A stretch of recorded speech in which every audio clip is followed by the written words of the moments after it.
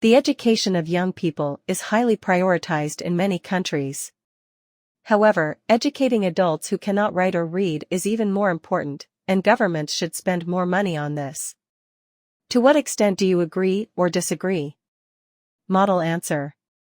The imperative nature of prioritizing education for young people is universally acknowledged, with countries investing significant resources in this endeavor.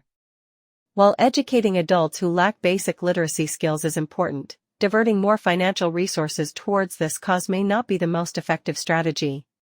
In this essay, I will argue against the notion that educating adult illiterate is more important, and governments should allocate additional funds to the education of adults who cannot read or write. Primarily, investing in the education of young people is a strategic approach that addresses the root of the issue. By providing quality education during the formative years, societies can empower individuals with foundational skills that extend into adulthood. This proactive approach not only prevents the occurrence of illiteracy in the first place, but also equips individuals with the capacity to pursue further learning independently. For instance, countries with robust primary education systems often witness lower rates of adult illiteracy due to the early cultivation of essential skills. Furthermore, the allocation of resources should consider the broader impact on societal development.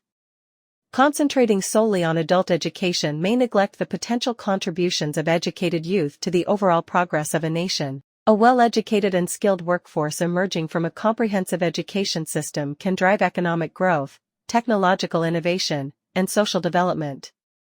By fostering a literate and skilled younger generation, governments lay the foundation for sustainable progress across various sectors. In conclusion, while addressing adult illiteracy is important, enhancing the education of young people remains a strategic investment that yields multifaceted benefits for society. The allocation of resources that prioritizes comprehensive education during the early years ensures a more sustainable and impactful approach to societal development, and therefore adult education should never get more priority in terms of efforts, resources, and funds from the state.